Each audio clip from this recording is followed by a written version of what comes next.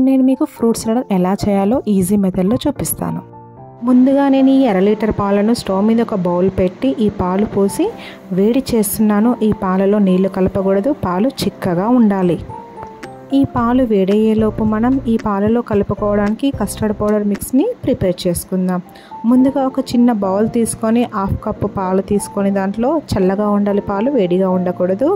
2 spoons custard powder వేసి lumps లేకుండా స్పూన్తో కానీ విస్కర్తో కానీ ఫోర్క్తో కానీ మిక్స్ చేసి పెట్టుకోవాలి. ఇప్పుడు పాలు బాయిల్ అవుతున్నాయి. ఈ టైంలో మనం ముందుగా ప్రిపేర్ చేసుకున్న కస్టర్డ్ పౌడర్ మిక్స్ని వేసి కలుపుకుందాం. ఇప్పుడు మనం ఈ పాలలో 4 స్పూన్ల షుగర్ యాడ్ చేసుకోవాలండి. కప్పు కొలతతో అయితే 1/2 కప్పు షుగర్ సరిపోతుందండి.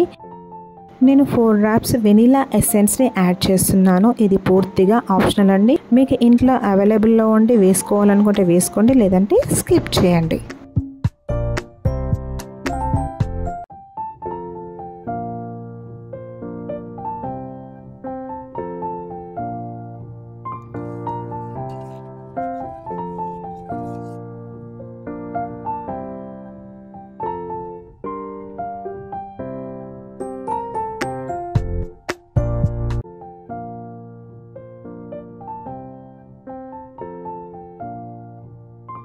నేను 3 అవర్స్ తర్వాత ఫ్రిడ్జ్లో పెట్టిన తర్వాత తీసానండి.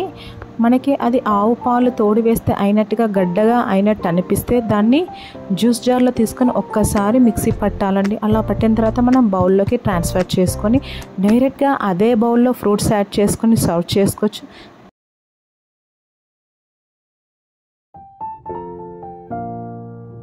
ఈ కస్టర్డ్ మిల్క్ని మనం లేయర్స్ లాగా డైరెక్ట్గా గ్లాస్లోనే వేసుకొని సర్వ్ చేసుకోవచ్చు. అది ఎలాగో నేను మీకు ఇప్పుడు చూపిస్తాను. ముందుగా నేను ఒక గాజు గ్లాస్ తీసుకున్నాను. దాంట్లో అడుగు భాగంలో కొద్దిగా కస్టర్డ్ మిల్క్ యాడ్ చేసి దానిపై నుండి దానిమ్మ గింజలు, యాపిల్ పీసెస్ వేసి మళ్ళీ కొద్దిగా నేను అదే కస్టర్డ్ మిల్క్ని యాడ్ చేశాను. దానిపై నుండి కొద్దిగా యాపిల్ పీసెస్, బనానా పీసెస్ వేసి మళ్ళీ కొద్దిగా ఫైనల్గా కస్టర్డ్ మిల్క్ని యాడ్ చేసి డ్రై ఫ్రూట్స్తోనే సర్వ్ చేసి ఇచ్చానండి మా పిల్లలకి. చూడ్డానికి బాగుంది, తింటే కూడా చాలా అంటే చాలా ఎమ్మీగా ఉందండి. ఇది చాలా చిక్కగా ఉంటుంది. ఇలా మనం లేయర్స్ లాగా గ్లాసుల్లో కానీ బౌల్లో కానీ వేసి ఇంటికి గెస్ట్లు వచ్చినప్పుడు లేదంటే పూజ చేసినప్పుడు వాయినం తీసుకోవడానికి ఎవరైనా వచ్చినప్పుడు ఇలా మనం చేసి ఇస్తే చాలా అంటే చాలా బాగుంటుంది. చూడడానికి వాళ్ళు కూడా హ్యాపీగా ఫీల్ అవుతారు.